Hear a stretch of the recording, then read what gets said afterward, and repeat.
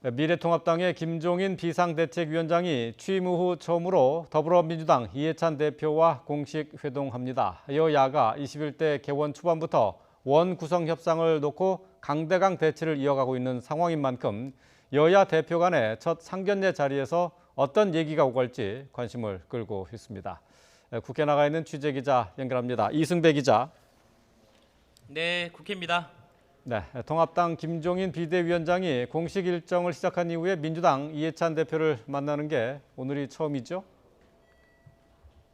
네, 그렇습니다. 통합당 김종인 비대위원장이 지난 1일 비대위원장 활동에 들어간 지 사흘 만에 여야 대표가 첫 회동을 합니다.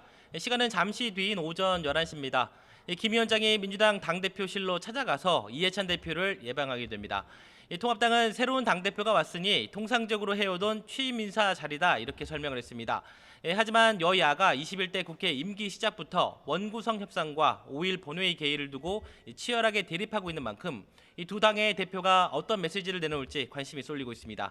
또 이와 함께 정부가 추진하고 있는 35조 3천억 원 규모의 3차 추가 경정 예산안 처리 방안에 대해서도 논의가 오갈 것으로도 예상이 되고 있습니다.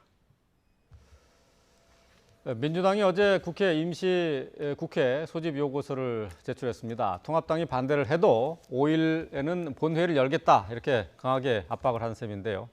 자, 현재 여야 협상에서 가장 핵심적인 부분은 어떤 것들입니까? 네, 여야가 원구성 협상에서 치열하게 맞서고 있는 지점, 법사위원장과 예결위원장 자리입니다. 이 가운데에서도 법사위원장은 여야 모두 절대 양보 못한다고 강하게 부딪히고 있습니다. 국회에 제출된 모든 법안은 법사위의 체계자구 심사라는 최종 관문을 통과해야만 본회의에 상정될 수 있기 때문에 핵심 상임위로 꼽힙니다. 민주당 김영진 원내수석은 오늘 YTN과의 통화에서 야당은 그동안 법사위원장을 국정과 민생의 발목 잡기 수단으로 삼았다면서 잘못된 과거를 탈피한다고 해놓고 더 강화하려고 하는 검은 의도가 숨겨져 있다고 비판을 했습니다. 반면 통합당은 거대 야당을 견제하려면 법사위는 관행대로 야당이 가져가야 한다고 맞서고 있습니다. 통합당 김상원 원내수석은 YTN과의 통화에서 법사위와 예결위 모두 야당이 맡아야 한다는 생각은 변함이 없지만 아주 양보했을 경우 예결위 정도는 여당에 내줄 수 있다 이렇게 밝혔습니다.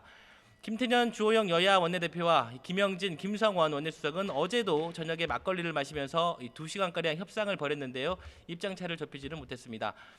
이런 가운데 민주당은 이틀 뒤인 5일 곧바로 본회의를 열겠다며 어제 임시국회 소집 요구서를 제출하면서 압박 수위를 한껏 높였습니다. 통합당은 민주당이 개의를 강행하면 정부 여당이 서두르고 있는 3차 추경도 협조 안 하겠다고 벼르고 있어서 남은 이틀이 중대한 고비가 될 것으로 보입니다. 지금까지 국회에서 YTN 이승배입니다.